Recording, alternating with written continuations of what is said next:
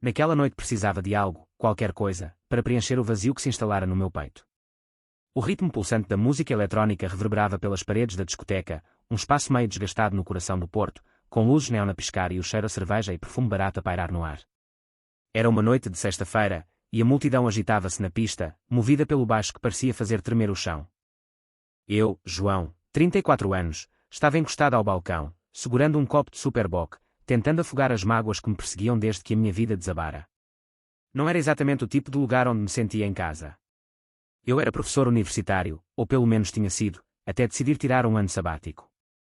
Lecionava literatura portuguesa na Universidade do Porto, onde passava os dias a falar de Camões e Pessoa para salas cheias de alunos, alguns atentos, outros nem por isso. Fora da universidade, a minha vida sempre fora uma montanha-russa de encontros casuais, conversas animadas em esplanadas da Ribeira e relações que começavam com entusiasmo e acabavam sem grande apego. Sempre me considerei um tipo sociável, com um certo jeito para o charme, mas tudo mudou com a Mariana.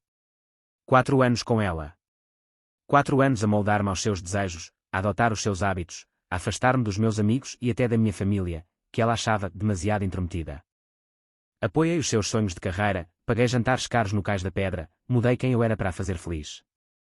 Até que ela me trocou por um colega de trabalho, alguém que eu considerava amigo. Aquilo partiu-me. Peguei nas minhas coisas, aluguei um apartamento na Foz, com vista para o Douro, e fechei-me no meu mundo. A minha mãe, que vivia a poucos quarteirões, deixava-me travessas de bacalhau à brasa à porta, mas eu raramente abria a porta para ela ou para o meu pai. Queria estar sozinho. Ou pelo menos era o que achava. Naquela noite, algo me puxou para fora de casa. Talvez fosse o silêncio opressivo do apartamento, ou o peso de tantas noites a ver séries sozinho. Acabei na Luz Negra, uma discoteca na Baixa que já vira melhores dias, com paredes descascadas e um DJ que insistia em misturar hits dos anos 2000 com eletrónica moderna. O lugar estava a abarrotar, com grupos de amigos a rir alto, casais a dançar colados e alguns solitários como eu, à procura de algo que nem sabiam definir. Pedi uma cerveja ao barman, um tipo com um piercing no sobrolho que parecia mais entediado do que eu, e comecei a observar a multidão. Foi então que o vi. Ele. Um rapaz que dançava sozinho no meio da pista, com movimentos desajeitados, como se estivesse a inventar uma coreografia que só ele entendia. Tinha cabelo castanho desgrenhado, óculos de armação grande que escorregavam pelo nariz, e vestia uma camisola de malha com um padrão de losangos, calças de ganga largas e um par de all-stars gastos. Era, para ser honesto, um pouco ridículo. Mas havia algo nele, uma energia, um brilho, que me prendeu. Ele mexia os braços como se estivesse a nadar no ar, com um sorriso meio tímido, meio desafiador, como se soubesse que ninguém ali o levava a sério, mas não se importasse. Estava a divertir-se, e isso era magnético. Fiquei a observá-lo, hipnotizado, enquanto a minha cerveja ficava quente na mão. Algumas raparigas aproximaram-se dele, rindo e tentando puxar conversa, mas ele esquivava-se com um aceno educado, voltando à sua dança peculiar. Durante quase 2 horas, fiquei ali, parado, a tentar perceber porque é que não conseguia tirar os olhos dele. A certa altura, julguei que ele me olhou por um instante, e o meu coração deu um salto. Porquê? Não fazia ideia. Eu, que sempre me achei tão seguro de mim mesmo, estava ali, nervoso como um adolescente, sem saber o que fazer. De repente, ele desapareceu na multidão. O pânico apoderou-se de mim, um sentimento absurdo para alguém que nem conhecia. Larguei o copo no balcão, quase entornando a cerveja, e comecei a abrir caminho pela pista, esbarrando em ombros suados e ignorando os protestos. Finalmente, avistei-o junto ao bar, a pedir uma Coca-Cola. Uma Coca-Cola, numa discoteca.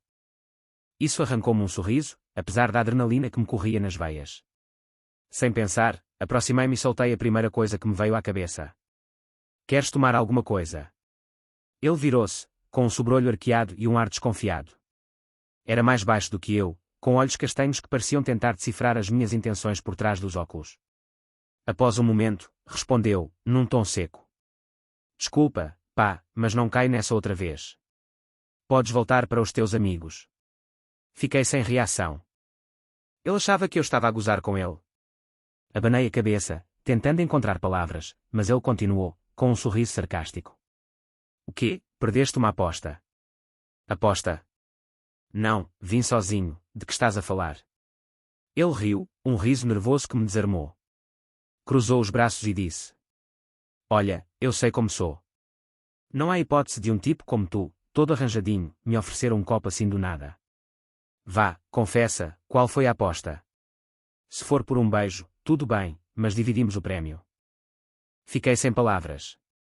Ele achava mesmo que eu estava ali para o ridicularizar.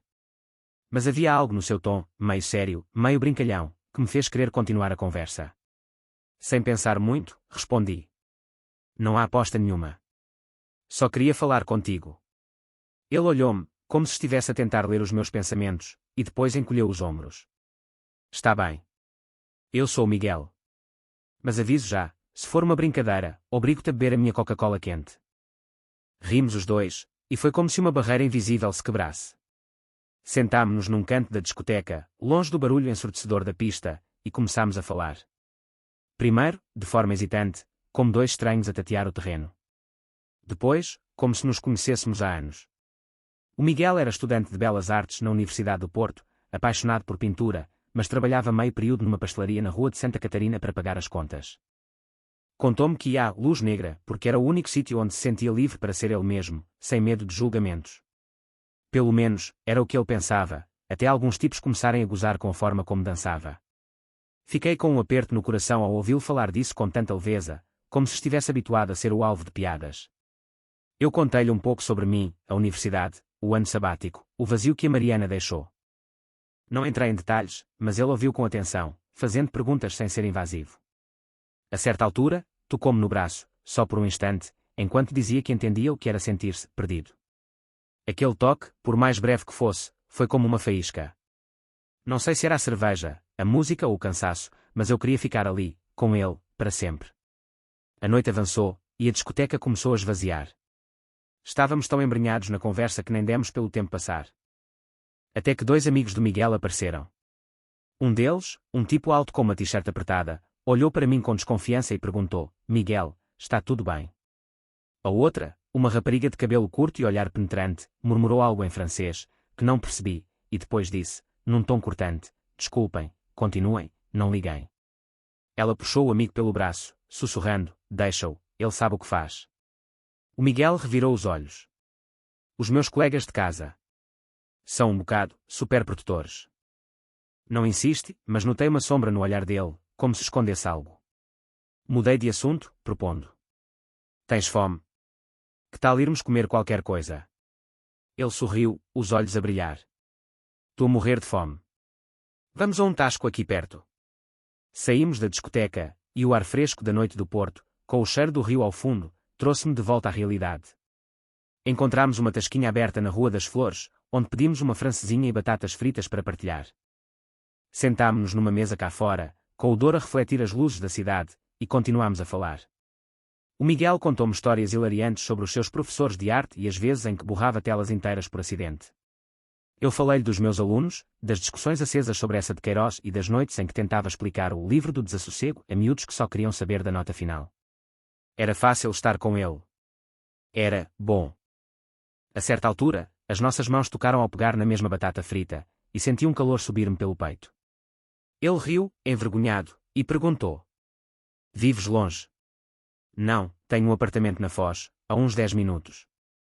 E tu? Lá para os lados de Paranhos, com os meus colegas chatos. Ele riu, mas havia um tom de tensão na voz. E se fossemos para a tua casa? Tipo, ver um filme ou assim? O meu coração disparou, mas mantive a calma. Claro, tenho Netflix e um sofá decente. Apanhámos um táxi, e durante o trajeto, o Miguel encostou-se a mim, a perna dele a tocar na minha. Não falámos muito, mas o silêncio estava carregado de algo que eu não sabia nomear. Chegámos ao meu apartamento, um espaço meio desarrumado com livros empilhados e uma vista incrível para o rio. Sentámo-nos no sofá, com um filme qualquer da Netflix a passar, mas eu só conseguia olhar para ele. A certa altura, ele adormeceu, a cabeça apoiada no meu ombro, e senti uma paz que há muito não sentia. Fechei os olhos, sabendo que aquela noite tinha mudado algo em mim, mesmo que ainda não soubesse o quê. Acordei com a cabeça a latejar, como se o martelo estivesse a bater-me no crânio. A luz da manhã entrava pelas cortinas entreabertas do meu apartamento na Foz, iluminando o caos à minha volta, uma camisola amarrotada no chão, a minha jaqueta de cabedal pendurada numa cadeira, um copo de papel com restos de molho de francesinha tombado perto da mesa de centro. Pisquei os olhos, tentando ordenar os pensamentos. A noite passada. A discoteca. O Miguel. O táxi. O sofá. E depois, nada. Ou quase nada. O meu coração acelerou quando olhei para a cama, no canto do apartamento. Os lençóis estavam desfeitos, como se contassem uma história que eu ainda não conseguia decifrar por completo. Levantei-me, cambaleante, com o estômago às voltas. Fiz um café na máquina que chiava como se estivesse tão cansada quanto eu, enquanto fragmentos da noite voltavam em flash. O Miguel, com o seu sorriso tímido, a pele quente sob os meus dedos. Ele a segurar-me, os olhos brilhando com uma mistura de vulnerabilidade e desejo. Lembrava-me de beijá-lo, da forma como ele tremia ligeiramente, como se cada toque fosse novo, intenso. Lembrava-me da sua voz, quase um sussurro, a dizer: "Gosto de como me olhas, João. Faz isso outra vez." E eu, perdido naquele momento, murmurei algo como se fosses tudo o que vejo. Essas palavras ecoavam agora na minha cabeça, pesadas, reais. Havia uma fragilidade no Miguel que me desarmava. Ele parecia carregar um peso, como se já tivesse sido magoado antes, como se duvidasse que alguém como eu pudesse querê-lo de verdade. Caminhei pelo apartamento, descalço, apanhando uma camisola do chão, seria minha ou dele. E parei junto à cama. Os lençóis tinham marcas de uso, e ao aproximar-me, notei algo que me fez parar. Uma mancha úmida, quase imperceptível, nos travesseiros. Inclinei-me, hesitante, e senti um leve cheiro salgado. Lágrimas. O meu peito apertou-se. O Miguel tinha chorado. Teria eu feito algo errado? Fui demasiado impulsivo, demasiado intenso. Tentei lembrar-me de mais, mas a memória era um puzzle incompleto. Outro flash veio, a voz dele, suave, no meio da noite, dizendo: "Ainda bem que foste tu, João." Essas palavras acertaram-me como um murro. O que ele quis dizer com isso? Seria a primeira vez dele. A ideia assustou-me, mas também me incendiou. Se fosse verdade, explicava a hesitação, a forma como ele parecia entregar-se com tanto cuidado. Sentei-me no sofá, a cabeça entre as mãos, o café esquecido na bancada. O Miguel era diferente de tudo o que eu conhecera. Com a Mariana, tudo era calculado, como um jogo de xadrez onde ela movia as peças. Ela queria controle, queria que eu fosse a versão de mim que ela imaginava. Mas o Miguel, ele era puro, sem filtros. Ria alto, falava com uma honestidade que desarmava, e naquela noite, no calor do momento, foi como se ele vivesse cada segundo sem se esconder. Eu, que sempre me achei tão experiente, tão seguro nas minhas aventuras sem compromisso, estava ali, a reviver cada detalhe como se fosse a primeira vez que sentia algo tão forte. Mas o pior era a incerteza. Ele tinha ido embora. Sem um número, sem uma morada, sem nada. Só deixou uma nota numa servieta de papel, com um smiley desenhado à pressa e a frase: "Obrigado pela noite incrível." Era quase uma provocação, um lembrete cruel do que eu tinha sentido e perdido. Peguei no telemóvel, na esperança ridícula de que ele tivesse deixado um contacto qualquer, mas nada. Passei os dias seguintes num estado de obsessão. Cada vez que saía, olhava para os rostos na rua, esperando ver aqueles óculos grandes e aquele cabelo despenteado. Cada notificação no telemóvel fazia o meu coração disparar, só para descobrir que era uma mensagem do meu operador ou um e-mail da universidade. Ao terceiro dia, estava à beira de um colapso. Não aguentava mais ficar preso nos meus pensamentos. Decidi ir à casa dos meus pais, a poucos quarteirões dali, numa rua tranquila perto da Sé. Quando entrei, o cheiro a bolo de laranja da minha mãe encheu o ar, e ela, a Dona Clara, olhou-me com aquele sorriso que dizia que sabia mais do que eu queria admitir. "João, meu Deus, pareces um fantasma." "Dormiste alguma coisa esta semana?" perguntou, enquanto punha uma fatia de bolo à minha frente. O meu pai, sentado com o jornal, ergueu os olhos e soltou um risinho. "Deixa o rapaz, Clara. Ele tem cara de quem está apaixonado." Quase engasguei-me com o bolo. "Apaixonado? Não comeces, pai. É só uma coisa complicada." A minha mãe sentou-se à minha frente, cruzando os braços com aquele ar de quem não aceita meias respostas. "Complicada, é? Conta lá, João." "Quem é?" "Uma rapariga." "Um rapaz." Corei, algo que não fazia desde o secundário. "Mãe, por favor." "Não é nada disso. Só conheci uma pessoa. E agora não sei onde ela está." Ela riu, um riso quente mas astuto. "Oh, João, eu conheço-te desde que nasceste. Esses olhos brilhantes não enganam. Conta-me o que aconteceu." Suspirei e contei uma versão suavizada da história: a discoteca, o Miguel, a conversa, a francesinha na tasquinha. Não mencionei os detalhes mais íntimos, claro, mas ela ouviu com atenção, acenando com a cabeça. Quando terminei, ela pousou a mão na minha e disse: "João, se essa pessoa te fez sentir assim, não desistas. Vai atrás dela. O teu pai passou uma semana a andar de um lado para o outro antes de me ligar, sabias? Vocês os dois são iguais. Quando é importante, ficam com medo. Ela tinha razão. O Miguel era importante, e isso assustava-me. Voltei para casa com uma ideia fixa: encontrá-lo. Ele dissera que ia à Luz Negra para se soltar, então decidi voltar lá. Passei as noites seguintes na discoteca, de olho na multidão. Na primeira noite, nada. Na segunda, zero. Na terceira, julguei ver o cabelo dele, mas era só um tipo qualquer com óculos parecidos. Estava quase a desistir, mas na quarta noite, lá estava ele. No meio da pista, com os mesmos movimentos desajeitados, rodeado pelos colegas de casa, o tipo alto e a rapariga de olhar afiado. O coração bateu-me tão forte que parecia que ia saltar do peito. Respirei fundo, decidido a não o deixar escapar outra vez. A Luz Negra estava, como sempre, um caos de luzes neon e corpos em movimento. O som da música eletrónica pulsava, misturando-se com risos e gritos abafados, enquanto o cheiro a cerveja e suor enchia o ar da Baixa do Porto. Era a minha quarta noite consecutiva ali, à procura do Miguel, e algo no ambiente parecia diferente. A multidão vibrava com uma energia quase palpável, e, no centro da pista, lá estava ele.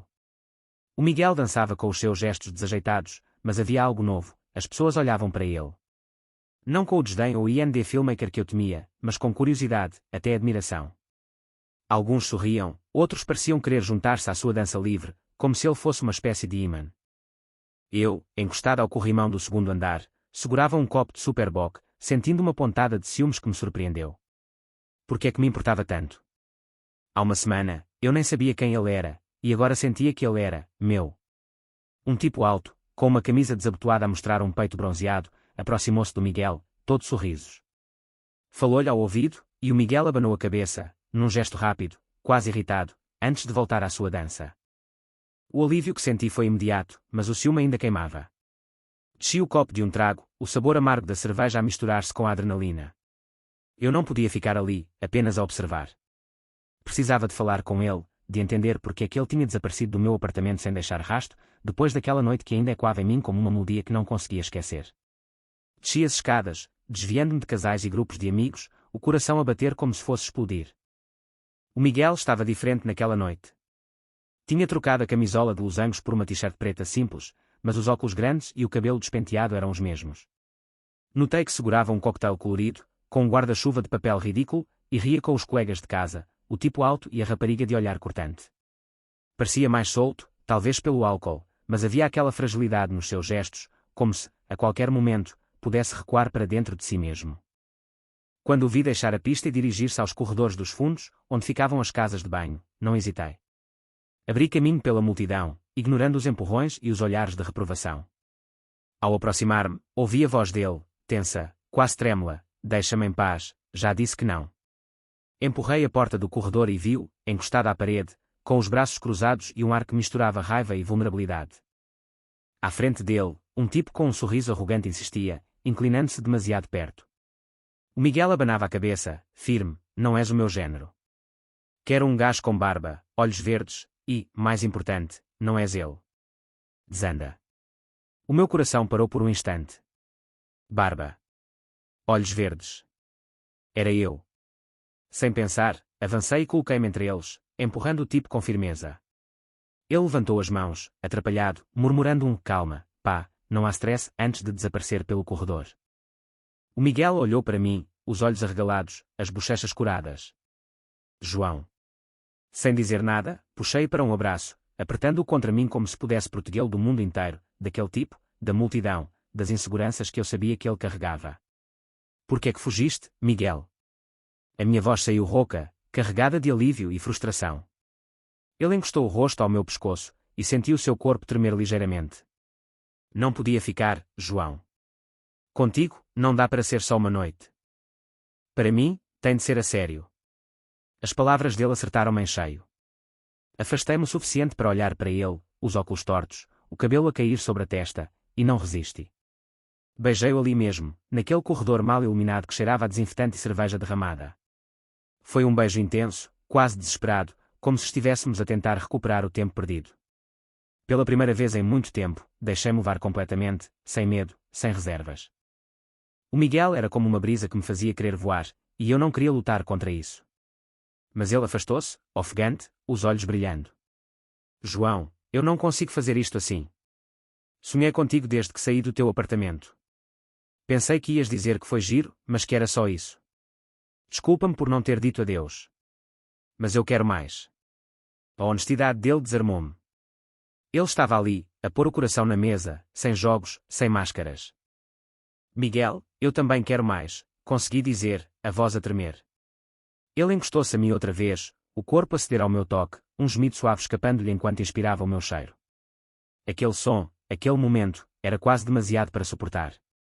As minhas mãos deslizaram pelas costas dele, sentindo a tensão no seu corpo, suavizada pelo álcool mas ainda marcada por aquela fragilidade que me fascinava. Ele agarrou-se aos meus ombros, instável, mas com uma confiança que me fazia querer protegê-lo. Olha, Miguel, precisamos de conversar, disse, tentando manter a calma. Mas agora, vais dormir. Vou levar-te para minha casa, e amanhã de manhã vais explicar-me porque é que achaste que tinhas de fugir. Porque é que decidiste que não podias ficar. Entendido. Ele acenou, meio perdido, os olhos ainda nublados pelo cocktail e pela emoção. Pedi a um segurança que passava por ali para ficar de olho nele enquanto eu ia falar com o gerente da discoteca. Queria garantir que o tipo que o incomodara não voltasse a aparecer. Expliquei rapidamente a situação, mantendo os detalhes vagos, mas quando voltei ao corredor, o Miguel tinha desaparecido. Outra vez. O meu coração afundou-se, uma onda de frustração a crescer dentro de mim. Perguntei a toda a gente à volta, descrevendo os óculos grandes, a t-shirt preta, o cabelo despenteado. Nada. Ninguém o tinha visto. Saí da discoteca com as mãos vazias, o peito pesado. De volta ao meu apartamento, sentei-me no sofá, a olhar para a servieta de papel com o smiley e a mensagem que ele deixara na primeira noite. O Miguel tinha-me escapado outra vez, e eu não sabia se devia correr atrás dele ou desistir. Mas uma coisa era certa, ele tinha despertado algo em mim que eu não podia ignorar. Não depois de tudo o que senti naquele corredor. O vazio que o Miguel deixou depois de desaparecer outra vez na luz negra, era como uma pedra no meu peito. Cada detalhe dele, o riso nervoso, os óculos grandes que escorregavam pelo nariz, a forma como se entregava com uma honestidade crua, estava gravado na minha mente, como um quadro que não conseguia parar de admirar. Passei o dia seguinte preso nesses pensamentos, incapaz de me concentrar em qualquer coisa. Precisava de o encontrar, mas não tinha pistas, nem um número, nem uma morada, apenas o eco das palavras dele no corredor da discoteca, dizendo que queria algo a sério. Decidi pedir ajuda à minha irmã mais nova, a Rita, uma mestra em desvendar mistérios nas redes sociais e nas conversas de café. Se havia alguém capaz de encontrar o Miguel, era ela. Fui até à casa dos meus pais, numa rua calma perto da Sé do Porto. O cheiro a café acabado de fazer e a torradas com manteiga acolheu-me assim que entrei. A Rita estava esparramada no sofá, de telemóvel na mão, a rolar por alguma aplicação. Quando me viu, soltou uma gargalhada. João, pareces um cão abandonado. O que é que te aconteceu? A mãe disse que andas caidinho por alguém. Revirei os olhos, mas um sorriso traidor escapou-me. Não é bem assim, Rita. É complicado. Preciso da tua ajuda para encontrar uma pessoa. Ela endireitou-se, os olhos brilhando de excitação. Ui, um caso de amor. É uma miúda. Um gajo. Conta tudo. Contei-lhe o essencial, sem me alongar nos momentos mais intensos, a discoteca, o Miguel, a forma como ele me escapou 2 vezes. Falei da pastelaria onde ele trabalhava e dos colegas de casa protetores. A Rita anotou tudo no telemóvel, fazendo perguntas sobre o aspecto dele, óculos grandes, cabelo castanho bagunçado, jeans largos, e prometeu vasculhar as redes sociais e os cafés do Porto. Mano, tu estás mesmo apanhado, hein? Disse, dando-me uma cotovelada. Não consegui negar. De volta ao meu apartamento na Foz, ainda com o Douro a brilhar lá fora, continuei a remoer. O Miguel tinha virado o meu mundo de pernas para o ar, e eu não sabia como lidar com isso. Estava quase a desistir quando vi algo no chão, junto à porta, um envelope branco, dobrado com cuidado. O meu coração parou. Peguei nele, as mãos a tremer, e li: querias falar comigo, mas não estavas em casa. Liga-me. Miguel. Seguido de um número de telemóvel. Por um momento, achei que ia deixar cair o papel. Os meus dedos voaram para o telemóvel, e quando ouvi a voz dele do outro lado, um sorriso idiota espalhou-se pelo meu rosto. Já foste embora há muito? Perguntei, a garganta apertada. Não, estou a 2 ruas daí, respondeu ele, a voz hesitante mas quente. Fica aí. Não te mexas. Vou já ter contigo. Desci as escadas do prédio a correr, o coração a mil. Lá estava ele, no passeio, de cabeça baixa, as mãos enfiadas nos bolsos das calças de ganga. As bochechas estavam curadas, e havia uma timidez quase palpável nele. Finalmente, murmurei, aliviado. Olá, João, disse ele, com um sorriso tímido. Sem pensar, peguei na mão dele e levei para um café acolhedor na Rua da Foz, com mesas de madeira e o cheiro a croissants quentes no ar. Sentámo-nos num canto, longe do barulho, e começámos a falar a sério. O Miguel abriu o coração, contando-me como sempre se sentiu invisível. As pessoas olham para mim e veem o gajo esquisito, com óculos grandes e colegas de casa que parecem seguranças. Nunca achei que alguém como tu, bonito, confiante, professor universitário, pudesse reparar em mim. Parecia um sonho, sabes? Eu abri-me sobre a Mariana, sobre como ela me partiu o coração e me fez duvidar de mim mesmo. Contigo, Miguel, é diferente. Tu és tão verdadeiro. A tua vulnerabilidade, a forma como te entregas, isso mexeu comigo. Não sei se percebo tudo o que sinto, mas quero tentar. Se tu quiseres, claro. Ele sorriu, um sorriso que iluminou o café inteiro. Achas que eu ia deixar passar uma oportunidade destas? Mas... hesitou, baixando o olhar. Não vais arrepender-te. Tu és tipo, de outro nível, e eu sou só, eu. Para com isso. Peguei no rosto dele, com cuidado. Tu és incrível. Saímos do café de mãos dadas, como se fosse a coisa mais natural do mundo. No meu apartamento, puxei para mim assim que fechámos a porta, e beijámo-nos, devagar, como se tivéssemos todo o tempo do mundo. Aquela noite não foi só um momento físico, foi algo mais profundo. Ríamos, falávamos, descobríamos um ao outro. O Miguel adormecia às vezes contra o meu ombro, e eu ficava a olhar para ele, a perguntar-me como tinha tido tanta sorte. Nos dias seguintes, criámos uma rotina sem nós apercebermos. O Miguel passava quase todo o tempo no meu apartamento. De manhã, eu fazia café enquanto ele rabiscava no seu caderno de esboços, desenhos de mim, de nós, da vista do Douro pela janela. Cozinhávamos juntos, ou melhor, eu cozinhava, porque o Miguel era um desastre na cozinha. As tentativas dele de fazer bifanas acabavam em risadas e, por vezes, em guerras de farinha. Víamos filmes no sofá, enrolados numa manta, e passávamos horas a falar de tudo, os sonhos dele de expor as suas pinturas, as minhas histórias das aulas sobre Almeida Garrett, as nossas inseguranças, os nossos planos. Às vezes, apanhava-o a olhar para mim, com um ar incrédulo, como se ainda não acreditasse que estávamos juntos. Tens a certeza de que mereço isto? Perguntava, meio a brincar, meio a sério. Eu respondia com um beijo, para o calar, para lhe mostrar que ele era tudo o que eu queria. Com Miguel, aprendi a ouvir o meu coração, não a minha cabeça. Pela primeira vez, sentia-me livre, sem o peso de expectativas ou dúvidas. Ele ensinava-me a acreditar em mim, em nós. Sabia que não seria sempre fácil, as inseguranças dele, o meu passado com a Mariana, mas estava pronto para enfrentar tudo. Porque o Miguel, com o seu riso, a sua fragilidade e a sua honestidade desarmante, valia mais do que qualquer tempestade.